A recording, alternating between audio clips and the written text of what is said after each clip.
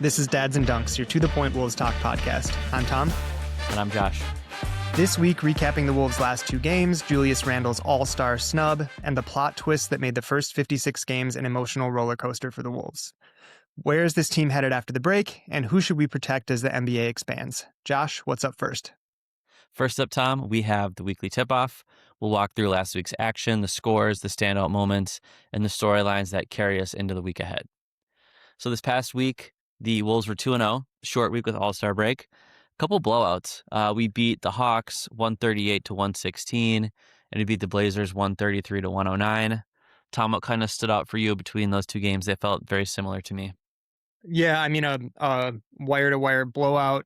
Defensive statement against the Hawks. They averaged 30 assists, which is the best in the NBA, and held him to 20. Ayo Dosunmu played really well. They're just using him as a defensive, it was one of those defensive guys, like when Jaden was guarding their best point of attack defender. And then when Jaden was out, it was Ayo. And then when Ayo was out, it was Clark.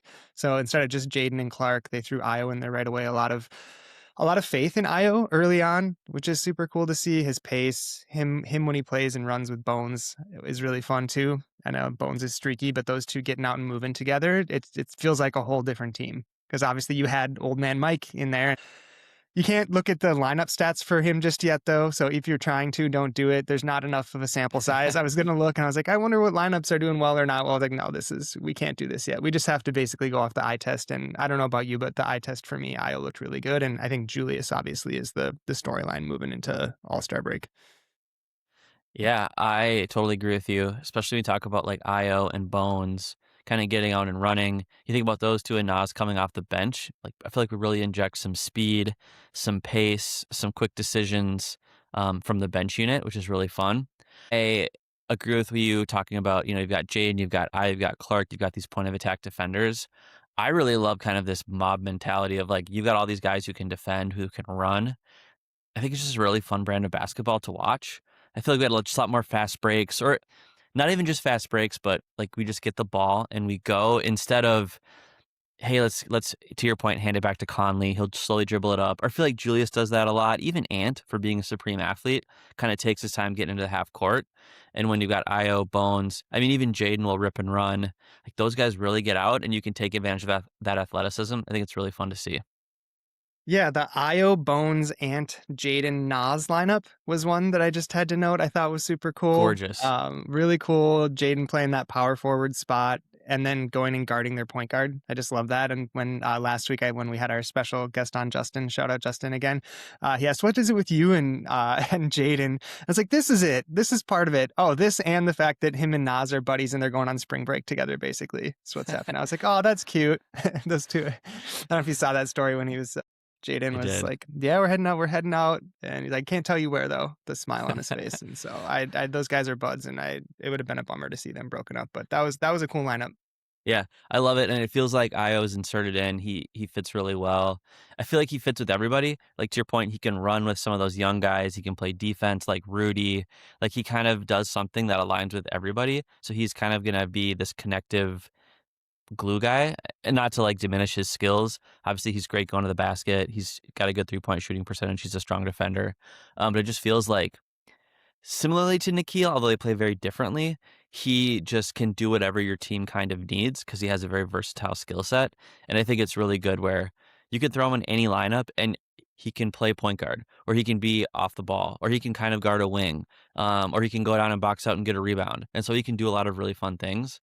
I just also felt that these two teams, this is maybe a little bit of a segue, they played no defense.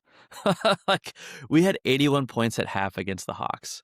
That was just insane to me. It didn't even look that hard. Also, appreciation to Nickeil Alexander-Walker. It was just great to see him come back. They had an awesome tribute video to him.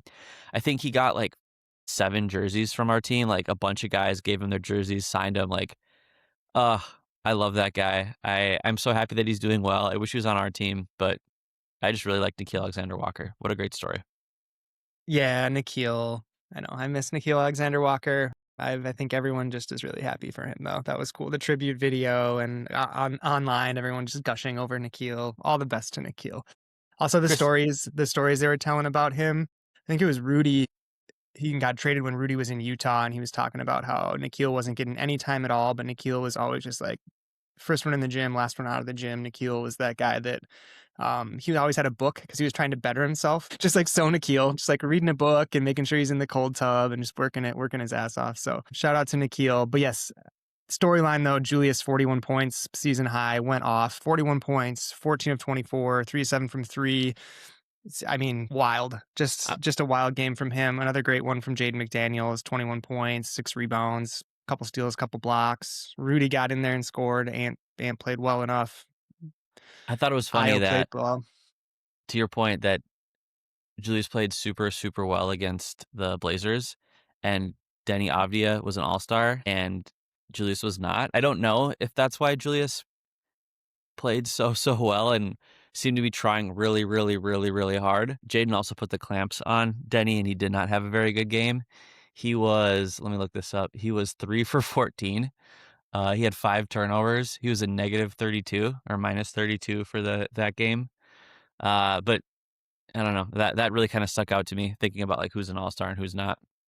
Yeah, we'll get to there. I think that's a pretty good transition. Jaden actually said before the game, listen to his pregame sound, it's just time to go chase a championship. So went and locked down, and I think that's the mentality coming into the second half that feels exciting because they were just waiting around for the playoffs, which we'll get to later when we do our recap of what happened the first half of the year before the break. But yeah, Randle postgame was asked about it, if he took the game personally due to that all-star snub, and he said, I felt like I should have been there. I can use that as a little motivation for the rest of the year. So seems like when he plays angry, a lot of times he's locked in and will play well. And I think that's a motivating factor for him, even if he's not like really saying it. It seemed like it was. How could it not be? Like, how could you not know that your peer got this award, this honor that you wanted, and now you get to play him right before the All-Star break? He knows. Oh yeah. All right, let's roll into the next part, and then we'll get to stat chat, which I think we'll have a little more time to chat about Julius too. All right, before we jump into stat chat, we want to share about our newest sponsor, Shower Wipes. Let's be real, most body wipes suck. SHWR is built different. Shower body wipes are huge, packed with powerful ingredients, and individually wrapped to actually clean, refresh, and deodorize your skin. Toss a few in your bag for a quick refresh, whether you're coming from the gym, a long day at work, or just life on the move. So if you're looking for a way to feel fresh on the go, check out shwr.co, shower.co. And right now, when you buy a box, they'll send you another one for free. Just use the promo code DUNKS at checkout. Again, that's shwr.co with code DUNKS. Tom, let's jump into stat chat.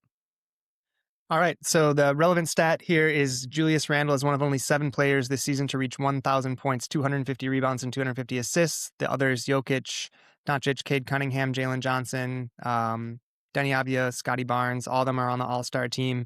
So I just feel like he should have been there. Not that he necessarily should have been there right off the bat, but with the injuries and people getting pulled out, I'm curious about if you want to dive into the folks who got picked ahead of him, and it's just it doesn't feel right. And I think that even listening to I was listening to Zach Lowe, and he went off on this quite a bit too. Just so we're not homers on this one. I think that there's some general confusion around the league from national folks too. It's not just that we're Wolves fans that we're a little confused about this. What did Zach Lowe say?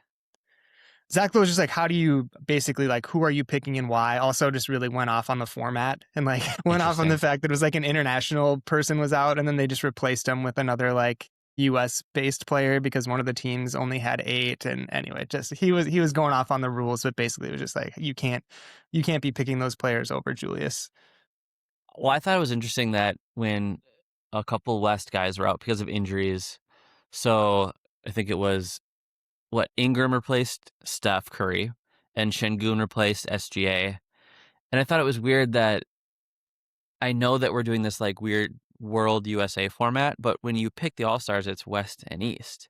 And when you replace Steph Curry, you brought in, who's on the Western Conference, you brought in a guy from the Eastern Conference to replace him, which I thought that was weird. Like, in my mind, I'm like, it should be a West guy. I know they're playing it differently, but that's how you initially select the group. And if you look at the stats too, I mean, I don't know. Julius Randle's stats look better than Brandon Ingram's stats to me. I know Julius is not a great defender, but I wouldn't say Brandon Ingram is a great defender either. So that was the one thing that was really weird to me, was the Brandon Ingram replacement. Like, I thought that should have been Julius. Yeah, I think we're in agreement. Julius, sorry you got snubbed, but also I think that it bodes well for the second half of the season, which I'm really, really excited to talk about too. Yeah, absolutely. Also looking at stats. Okay, timeout. Do you want me to like do the net rating? Looking at the Wolves statistically at this halfway point of the season, we are 8th overall in offensive rating. We are 7th in defensive rating. That went up 3 spots from last week. And overall, our net rating is 7th, which also went up a spot. This past week, I mean, we blow out 2 maybe subpar teams. We had the 4th best offensive rating, the 1st defensive rating, or 1st overall in net rating. Again, it was 2 games against a couple scrubs. Next week, again, is a short week just because of the All-Star break. But we have 2 games. They're both at home. One versus the Dallas Mavericks, which Tom thinks that Cooper Flag sucks. And I the don't think that he other, sucks. I don't think that he sucks. It's too far. the other versus the Philadelphia 76ers, Tom's Eastern Conference team. And they've got Tyrese Maxey, BJ Edgecombe, all your favorite players.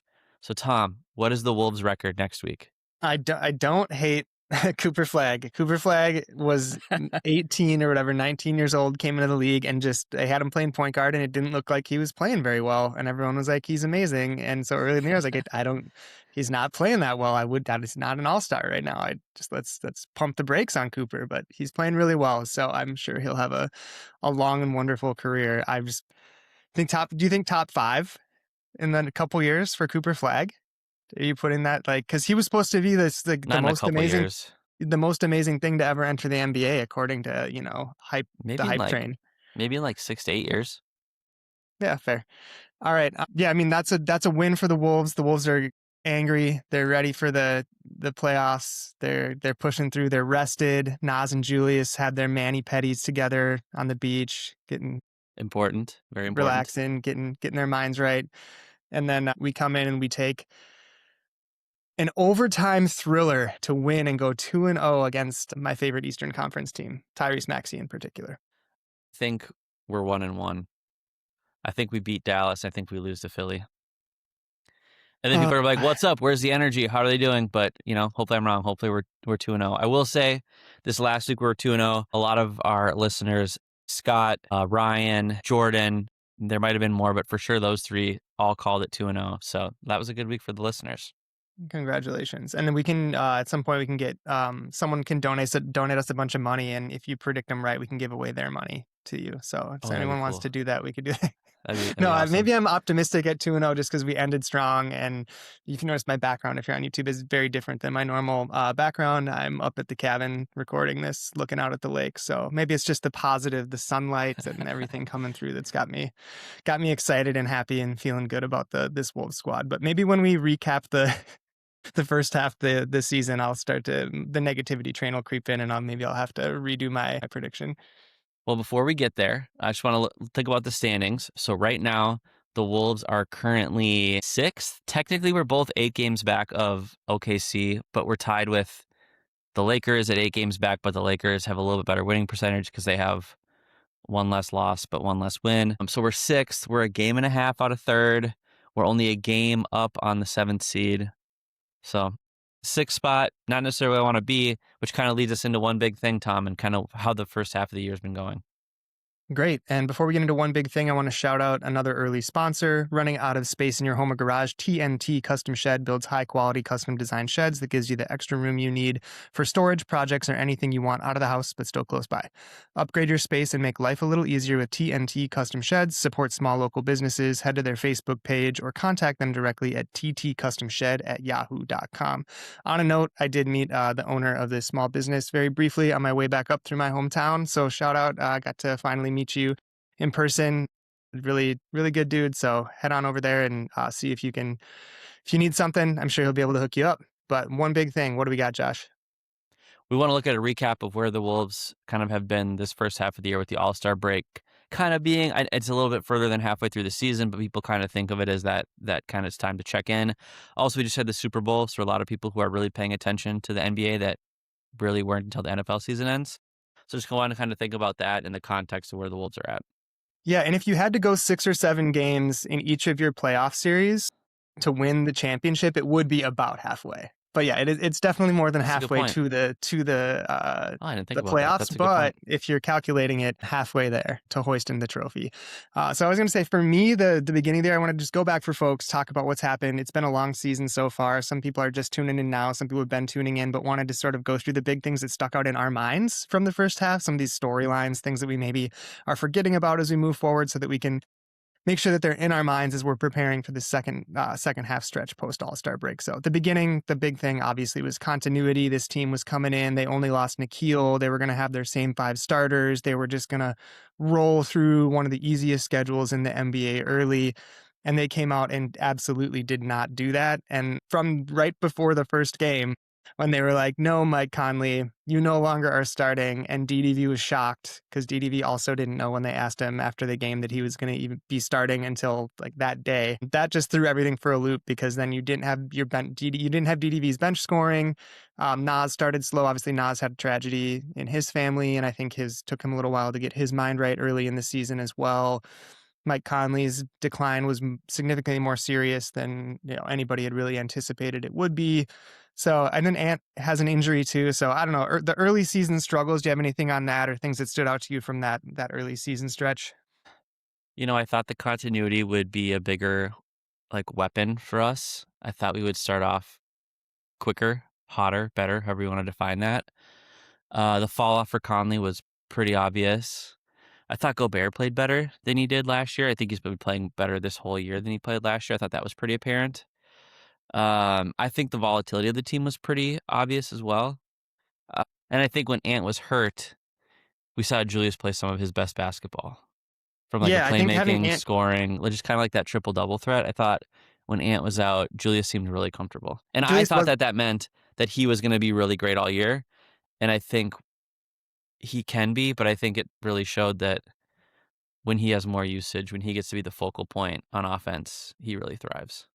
yeah, the narrative around that was he was destined to be an all-star because he was playing at an all-star level, because there was no Ant, and he really did step up and he was the alpha. Next year, whatever the word is for the team of the offseason, it was continuity. I'm not going to believe it, or I'm going to tear into it significantly harder in our offseason programming, because that did not happen.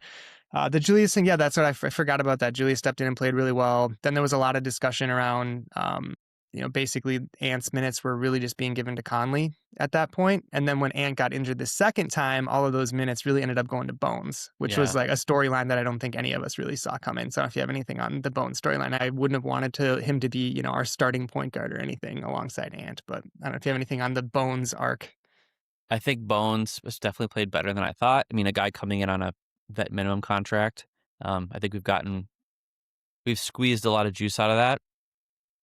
I also see the other side of it, like, man, we had a lottery pick point guard that just like couldn't get on the floor. Again, I don't know if that's Finch's fault. I don't know if that's Rob's fault, a combination, whatever it may be.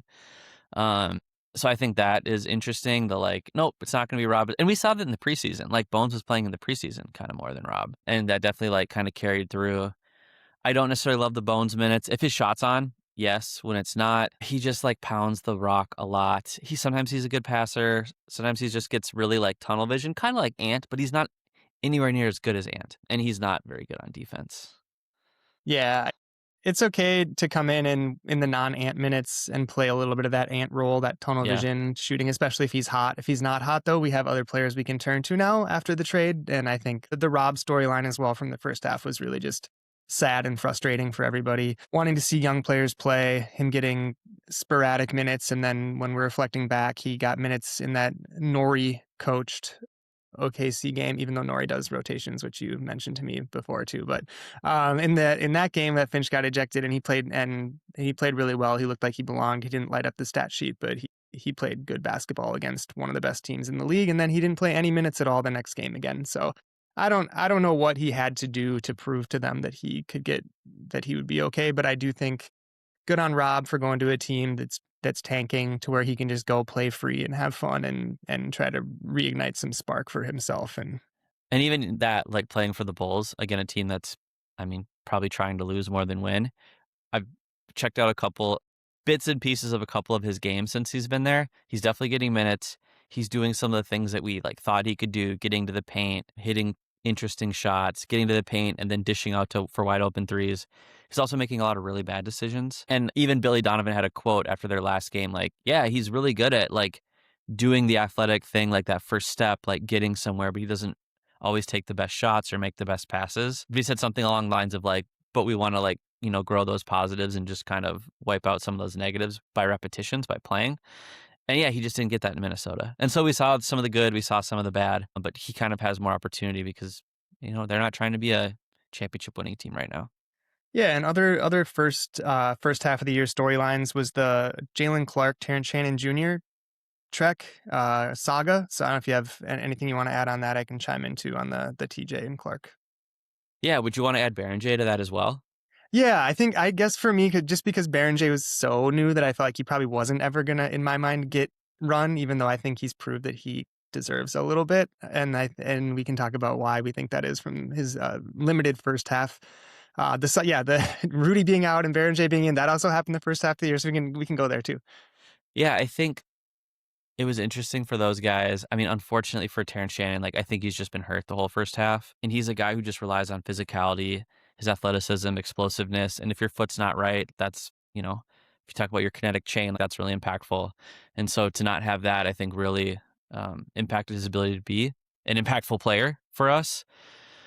I'm hopeful that when he comes back, he went to Iowa for a couple games. First game, minutes restriction, like 11 points, filled the stat sheet. The next game, he scored like 36, I think, in like 20 minutes. Again, stuffed the stat sheet. I mean, he played in Iowa a couple times last year too. He also had amazing numbers. He's too good to be playing in Iowa, but he can kind of get away with some of the stuff down there. Like he's so left-hand dominant. I want to see him like try hard on defense. I want to see him get out and run. I hope they pair his minutes with Ayo. I think that would be a pretty impactful duo.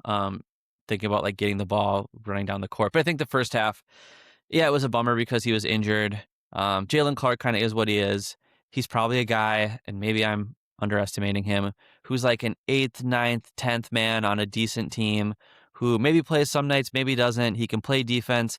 His shot was okay at the beginning of the year. Then he was not hitting, and then he was kind of hitting them again right before the break. He's good on defense. I don't know if he's necessarily like the gloved Gary Payton on defense, and he's really limited offensively. And so you've just kind of got to weigh that with like who's on the court. Yeah, at the Terrence Shannon Jr. hype was strong, and then he started off pretty slow, and then it did come out that he was hurt. So it does feel like he was probably battling a foot thing. Definitely way too good for Iowa. We get to see if that like pure physicality translates. I think give him another year to in the off season to get get the coaches taping his left hand to his leg or whatever, and just making him only work right-handed all Yeah. summer, because that's the one thing that's tough for him when he gets up to the rim, even on the right side. He's just going to try to finish with his left, and if you're in the NBA at this high of a level, you got to develop that. You have to have that. But he's super athletic. I agree. Him and Ayo running around out there would be a lot of fun, especially if you throw Jaden in there. Him, Ayo, and Yeah. Jaden all out there on the floor together would be really fun because Jaden runs the floor really well. Well, and then you've got two really good defenders in Ayo and Jaden. I mean, Shannon isn't a great defender, but he has all the physical tools to be a good defender. But also, if those two are out there, then he's guarding the third or fourth best player on offense, and that'd be a better fit for him right now. But yeah, I think you get some really easy transition buckets with those three. And it's Right. just, that's a fun basketball to watch. To me, I love it when you've got Nas out there and maybe he makes a bad decision, but he makes quick decisions. I mean, same thing with like Jaden, with Ayo, with all those guys. Like they make quick decisions. Maybe they're wrong, but they run, they get up and down, they shoot threes, they dunk the ball. I like that basketball. Yeah, we're already looking forward into what's coming next. So let's rewind back to Beringer. We got super excited about that. It's going to be fun. I'm excited about it too. But so the Beringer storyline, really cool. We talked about Beringer a Stay lot. excited. Berenger's awesome. Drafted super young.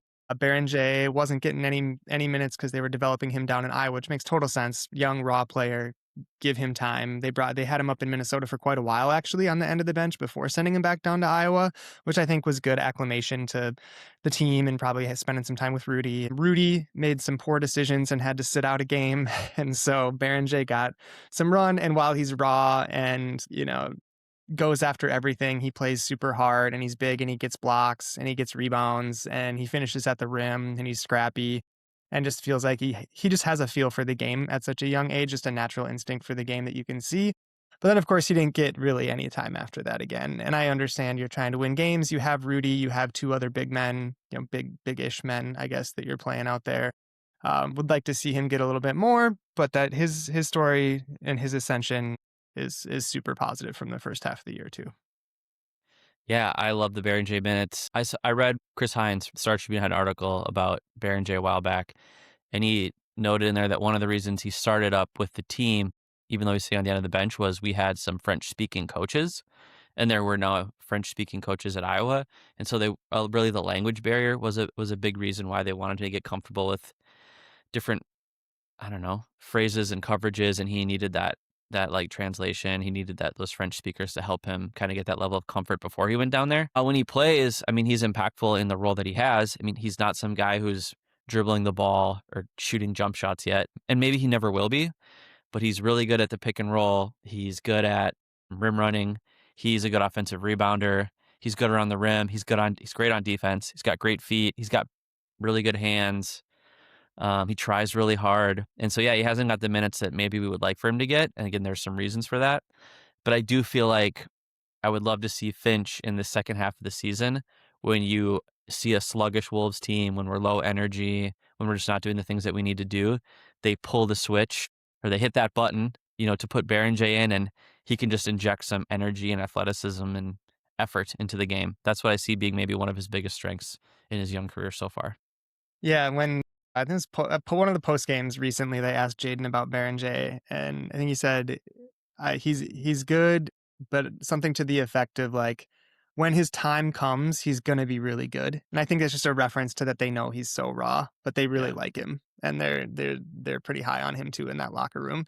Speaking of people we haven't actually talked about yet on the team, because I think it goes without saying if you've been watching them, is Jaden's ascension this first half compared to what he was last year. Just his offensive leap, it took off, and then Ant came back and it slowed down a little bit, but you can just see his skill set on the fast break, finishing at the rim, the Euro step. I'm so impressed with his leap this year too. Jaden's playing great. He's shooting. I'll find it. You can just Jaden was up to somewhere near 45% from three because it was him and Ayo, right? 45.4% from three right now. That's amazing. Yeah, that's really good. I mean, to your point, he's much better going to the rim. He's been great in transition. I feel like he's better at dribbling the ball. Again, he's making quick decisions on offense. When they put their worst defender on Jaden, which is what teams used to do, I feel like he's really punishing that. He's been good in the pick and roll when he gets those opportunities. Yeah, he's averaging 15 points a game. He's never averaged more than 12. He looks really good out He there. He's still playing great defense. And he's not getting in foul trouble as much either this year. he throws a mean lob to Rudy. He's a He really good looks interior passer. Absolutely. Yeah, so that's really cool. And then I should also go without saying Ant's clutch numbers this year. Anthony Edwards taking another leap with his mid-range game. People were wondering into the season, is he just going to be posting people up all the time? He said he was working on post-ups. Like, of course he's not. So glad he's not doing that. But his mid-range game his numbers are up 20%, something ridiculous in his mid-range shooting percentage this year. And he's still knocking down threes, hitting clutch shots like crazy. Best clutch time shooter in the league right now. So By far. all in all, the team, for where they're at in the West, they should be much higher. And you did lose Nikhil, but like Ant's playing better, Jaden's better, Julius is playing better, Rudy's actually playing better in a lot of ways. And so thinking about our team from last year to this year, we should be higher in the standings. And I don't know if you want to touch on the reason why we're not from the first half. Well, I think, yeah, to your point, Ant's been playing great. I think he's now at the level of like those true superstars where at the end of the game, it feels like he's controlling that. And if the team we're playing doesn't have an SGA, Nikola Jokic, Jason Tatum, somebody like that, like it feels like we're probably going to win the game in those clutch times because Ant is just so good. Like he has clearly leveled up. I don't know. It's just amazing. He's third in the league in scoring. It doesn't feel like he's even like working that hard at scoring. He's just so much more efficient. He's just so good. And Rudy, I do think although Rudy is really struggling at the free throw line, he's playing better offensively, like in the short roll, making passes. He's making better decisions. He's playing great defensively. I think this is his best defensive season for us since that year that he won the Defensive Player of the Year.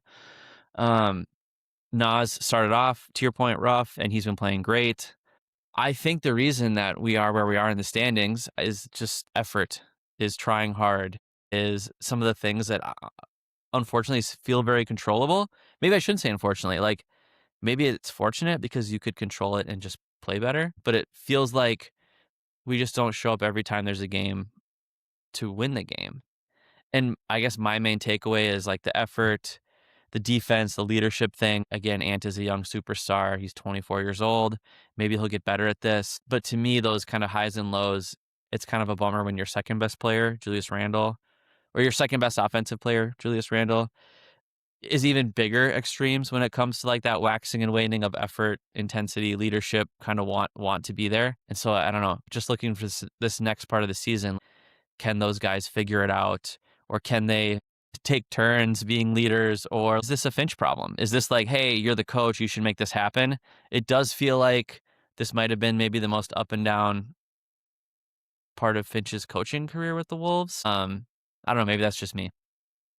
Yeah, I think it's like, who do you blame? Do you blame the players for not showing up? Do you blame the coach? Do you blame some combination of both? Anthony Edwards quotes from first half of the season: "We're just waiting around for the playoffs." It seems like, well, okay, take some accountability and they're going to fix it. Great, they named it and now they're going to fix it, and then they didn't. And then he said, well, they lost to another couple bad teams, and it was, well, this is just Timberwolves basketball. Everyone was wondering, is he super stressed about the team, about where he is he frustrated? What are we reading into this? I will say Ayo's being here, he plays hard all the time, no matter what, and I think that's why Rudy likes him, because Rudy, for all of his flaws, plays hard and shows up all the time. He may not always perform at the highest level, That's but a good he's point. giving it his all. And so I think Ayo arriving will be good, and DDV always brings energy. And I think the thing about Bones, as streaky as he is and inconsistent as he is, he does bring energy and tries to bring it every single time. So I think you're starting to get more players on your team who are going to be bringing it every single day. And I get Ant's point earlier in the season too, or the first half of the season, where, man, I'd be frustrated if I had to put the cape on every time too. Like if Uh-huh. it's like, hey, we're down 15 against this crappy team in the fourth quarter, and I just got to bust it over and over and over again to try to get us over that hump, like that would be exhausting to have to do that all the time. So here's to hoping he doesn't have to, and I don't think he will. I think that this team, I'm positive about what's going to happen in the second half. So I don't know if there's any other first half storylines that I missed. No, like all of what we talked about, the one guy we didn't really talk much about was DDV. Yeah. And I don't really know. I think he's had a fine start to the season. I was actually just gonna look up his stats quick. And While you look let's that up, the gnarly broken nose early in the season, remember, That's it was true. so gross. He gives it all. But yeah, that was one of the things right early in the season. He took just a nasty nose, and then he came back in and played really well. Shot the Yeah, we lights out. played 56 games. He started 56 games, playing a little over 31 minutes a game, shooting 38% from three on eight 3-point attempts a game. He's kind of maybe playing out of position as a point guard, but he's averaging a little over 4 assists, 1.5 turnovers a game. That's a decent assist turnover rate. He's playing decent defense. I love his gravity. Every time he shoots the ball, I think it's going in. He generally seems to try hard. I'm glad we have DDV. I'm I'm glad he glad we didn't have get DDV traded. too, and he's on a good contract He's on a great as well contract. for what he's paying. So before we have to pay him more than, that'll be a question moving forward, is if we want to be keeping him and paying him. Now we got Io, who can play a lot of those minutes and do a lot of the same things that DDV can do, but he's not going to be shooting them from the logo like DDV, and when he's hitting those and bringing that energy, it's really fun, and he is scrappy. Yeah. He's going to play defense too, but Io is just a more physically gifted player. And DDV is the only guy on the team who's ever won a championship. Yeah, culture matters. Yeah, we didn't talk DDV. I'm glad he's on the squad. Him getting boosted into the starting lineup again did hurt our bench depth and our bench scoring. And I don't know that he's definitely not a true one guard playing. We got a couple of two guards out there. We still don't have one, and that was the story earlier in the year. Was, are we going to get one? Are we going to get a true point guard? We still don't really have one, but it seems like we figured it out in Yeah. some way, shape, or form. But I guess we haven't had like the last minute close game against a really good team thing yet. So I think that's something to look for in the second half, is if we get in those situations and we start to freak out like we're a middle school basketball team again, and Just just give the like ball to throw the Ant. ball into the stands. Just give it to Ant. He's Yeah. leveled up. That'd be my answer to that test question. Yeah. All And then right. you should be able to trust your best player to perform and be able to bring the ball up against pressure. Yeah. Yeah, for sure. All right. Before we jump into Howl or Foul, I want to make a note that this segment is brought to you by Ellie Anderson Psychotherapy. Ellie specializes in brain spotting and inner child work, the same therapeutic approaches many athletes use to manage pressure, stay grounded, and work through performance issues. But these approaches aren't just for athletes, they're accessible and effective for anyone navigating stressful situations. These methods work well for anyone who hasn't tried therapy before, or for anyone who has tried traditional talk therapy and didn't get the benefits they hoped for. Learn more at ellieandersonpsychotherapy.com. All right, Tom, what do we got? All right, so there's been a lot of talk about league expansion, which is actually really exciting. I like it in part because we could get moved to the East and have a much easier route in the East, but we're not going to talk about that so much today. I don't know if you want to give, along with our statement, a little bit of a background on expansion and what that means before we get started. But the statement is, if the league expands and we can only protect 8 players, we keep TJ over Clark. Howl or foul? I mean, I would keep TJ over Clark. So that's a howl for you. Oh, yeah. All right. So I'm going to say it's a howl for me too, but barely. We only have one howl noise, and it's a big howl. For me, it would have been like a little howl, but I can't find a little howl. So we're baby we're howl. going with the same howl. We're going with the same howl noise. Why? Why are you keeping TJ over Clark? And then let's go into like, who are our 8? Who do we protect? Okay, so first, the NBA is expected to make a formal decision on expansion at some point in 2026, and it's likely going to be Seattle and Las Vegas that are the teams that get those franchises. Every other time that the NBA has expanded, there has been an expansion draft before the NBA draft, which is also before free agency. And every time they've done it, you only get to protect 8 players, but you can only lose 1 player from your roster. So if the Seattle Supersonics select Jalen Clark from the Wolves, they can't take another player from the Wolves. And so the reason, I guess, to get back to your question, why do I have Terrence Shannon over Jalen Clark, is I just think his ceiling is higher. I think he'd be more impactful offensively. I think he is bigger than Jalen Clark, so he could potentially become a better defender. I think he should become a better defender. But I feel like his ability to get out and run, be forceful in transition, attack the rim, I feel like aligns really well with kind of that younger timeline piece that we have, playing with Ant, Jaden, Nas, Ayo, Beringer, all those guys. And again, I think Jalen Clark's ceiling is being like a back of the bench, kind of end of the rotation, productive piece. I think he'll play in the NBA for a long time, but I think Shannon has more potential. Yeah, I think if Clark, it's a big if, right? I think when we were hoping he could be a 40%, maybe not 40% all over 3-point shooter, but a 40% corner 3 guy that can catch and shoot and play really good defense. That's a super valuable piece that you don't want to lose. That gives you a floor that you just know you always have that's consistent. But yeah, his shooting this year has been pretty poor. And so again, it's a big if.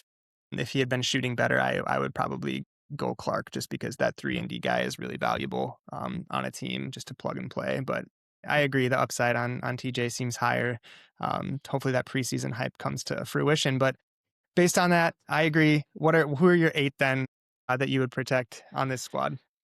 Wow. Okay. So if we're saying it's this roster, right? It's the current roster that we have. I mean, I think no brainers are you're keeping Ant, you're keeping Jaden, you're keeping Nas, you're keeping DDV, you're keeping Ayo, you're keeping Beringer.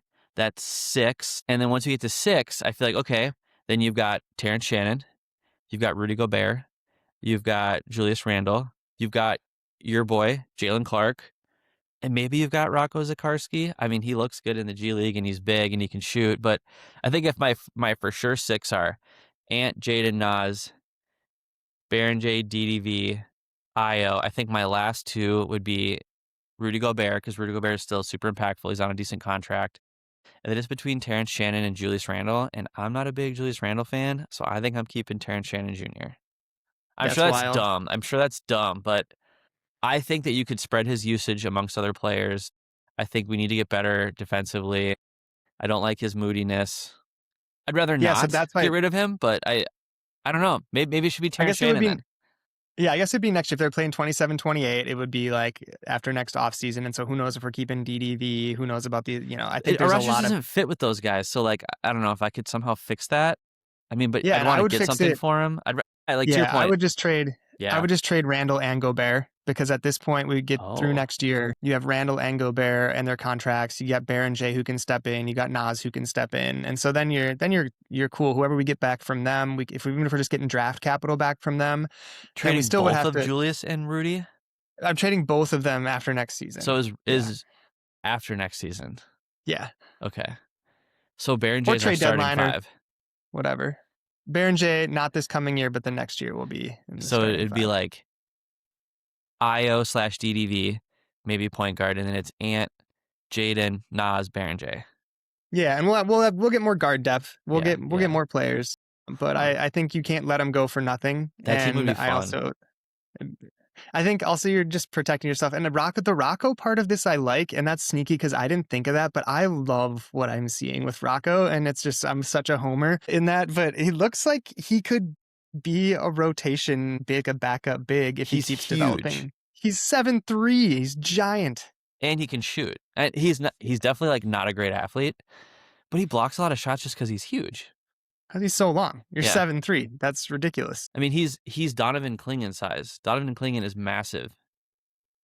Yeah, when you're that big, you're gonna get block shots. You just are, and you're shooting, and yeah, I'm that's promising. Julian Phillips, I haven't seen enough of Julian Phillips yet I didn't even think to about him. to understand if we should be trying to protect Julian Phillips. We'll know more after maybe some G League time or some other Probably play next not. year, but I don't think you're keeping him. no. So I think we're on the same page. I'm Edwards, McDaniels, Reed, DDB, Dosunmu, Beringer. And then for 7-8, I think if we offload Randle and Gobert and get our war chest built up again, we can get maybe a decent draft pick or Gotta two say, back. I'm pretty surprised, Tom. You didn't mention Bones. Bones, yeah. I mean, I'm also trying to think of who people are going to want to take off our hands. And I think this team's going to look a lot different in the next couple years anyway, before we have that happen. But I will say, to your point, I guess we agree on is that Randle doesn't fit. So whether you don't protect him or get something from him, obviously, I think that was part of the storyline from the first half of the year too, is we just have too many redundant players. And so Randle might have to be the odd one out, even though he's a really good player. I think we could get a lot back for him, but yeah, it'll be fun. I'm excited to see just on this topic in general, and expansion is fun. Just going to make the league more fun to see who they take from different teams and who people protect. It's just going to be a lot of really, really fun storylines to watch. And they're going to shift the divisions. I mean, whether the Wolves go to the East or not, like things are going to be a little bit different. And so that's really interesting to me too. Like, how do we set these things up? People have said the West has been stronger for, I don't know, decades. So like, do you shift a good Western team? Also, that's kind of short-sighted because like that team didn't just suck in 10 years, but I don't know. You should want the Wolves in the East because Memphis is the other option. Memphis is going to suck forever and the East isn't as good. So if you do want to bring some parity, I would bring the Wolves to the East. I would also, just as like a dad of young kids who doesn't like to stay up late anymore. I mean, I do like to stay up late. I just can't. I'm like dead the next day. I would love to play East Coast 6 o'clock starts instead of West Coast like 9:30 starts. That would be great. Those 9:30 playoff yeah, those Laker games. Those suck oh so my bad. Goodness. Yeah. And I mean, honestly too, like our travel schedule would be great because all those Eastern Conference teams, Milwaukee, Chicago, Detroit, like they're right there. Like those are all our NFL divisions. Those are our MLB divisions. I don't know what hockey divisions we're in, but I don't know. It seems to be kind of like what you do, that like upper Midwest group. Someone who knows hockey can chime in here too, and this actually relates to this. I was reading, I think in hockey, they get to protect like their draft picks in an expansion scenario from the last like 2 years, like automatically without having them used towards their cap. So someone chime in who knows hockey more than I do. The Wild are really good right now from what I hear too. So if anyone wants to come in the downtime and talk Wild, let me know. But yeah, I'm excited about this potential, and if there's not anything else, we can roll into our last segment. Let's do it. All right, so we've got Helping the Pack. This is the part of our podcast where we want to lift up youth athletes and help out our communities. If you have a need and you want us to promote something, email us directly at dadsanddunks@gmail.com. This week, we also want to shout out standwithminnesota.com, as we know our communities are still hurting right now. If you like the show, follow, rate, like, subscribe, and tell a friend. New clips and content for Wolves Community Conversations dropping on Instagram and YouTube all week. This is Dads and Dunks. Go Wolves. Go Wolves.